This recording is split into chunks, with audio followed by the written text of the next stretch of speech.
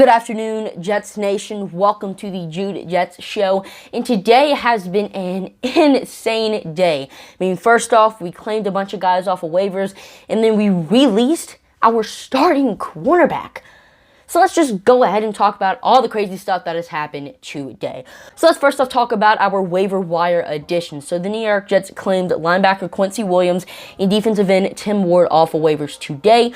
Quincy Williams is actually the brother of Jets star defensive lineman Quinton Williams and was a third-round pick by the Jacksonville Jaguars in 2019. And in his rookie season, he had a total of 48 tackles and 2 tackles for loss.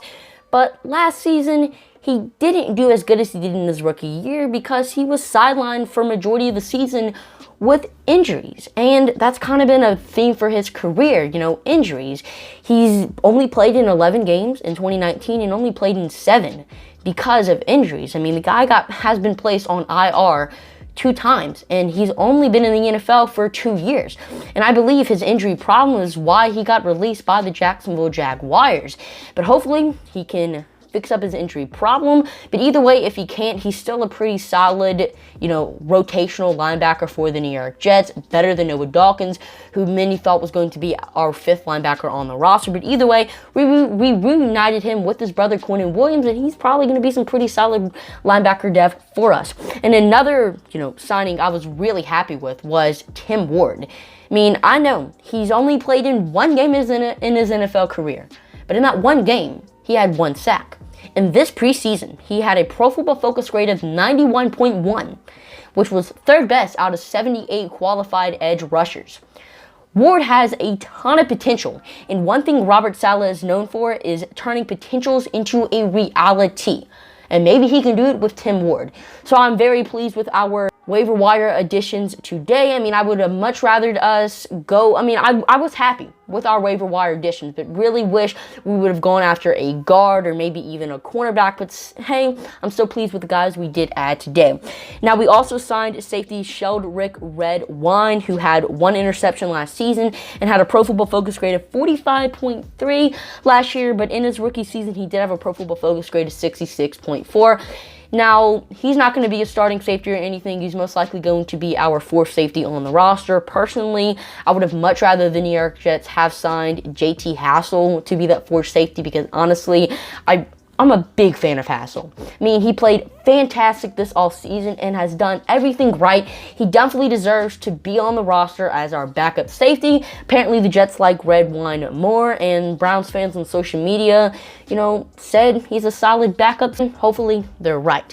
Now, let's talk about the biggest storyline of the day, the releasing of starting cornerback Blessuan Austin. Austin has been our starting cornerback for the past 2 seasons and was the most experienced cornerback on the youngest cornerback group in the NFL. I know Austin's not that good of a player, but still, you have the youngest cornerback group in the NFL. You need to have some type of veteran leadership in that group. I mean, the best you could have done was kept Austin on the roster, but not start him. I mean, keep him as your backup cornerback, something like that. I mean, the New York Jets cannot afford to not have any veterans in the group. I know we have Justin Hardy, but the guy doesn't play cornerback. He's a special teamer. I mean, basically, the only 2 veterans we're going to have playing cornerback this season, unless we add somebody, which I doubt we're going to do, are 2 second-year guys, Bryce Hall and Javelin Guidry. I mean, the New York Jets are going to be starting 6th-round pick Brandon Echols. I mean, unless, we start Jason Pinnock or something, but right now, it looks like Brandon Echols is going to be our starting cornerback, which is insane. I mean, to be fair, Echols has been having an amazing offseason, had an interception in the preseason game against the Packers, but still, I do not feel comfortable with having 2 experienced players in our cornerback group. I mean, we might add somebody, but I doubt it. And the last thing I want to talk about today is an update on the tight end situation. So yesterday we traded tight end Christopher Herndon to the Vikings in exchange for a 4th-round pick. And we also cut Ryan Griffin, Kenny Yeboah, and Daniel Brown, meaning Tyler Kroft was the only tight end on the roster. Trevor Wesco is technically on the roster, but he's a fullback now, not a tight end. So a lot of people thought the New York Jets were going to be claiming some tight ends off of waivers today, maybe trading for Zach Ertz, but we did not claim a tight end off of waivers, and according to US Stadium, we are expected to bring back Ryan Griffin and Daniel Brown. Now, Brown is an amazing special teamer, so I'm not surprised we're bringing him back, but Ryan Griffin is a worse player than Christopher Herndon.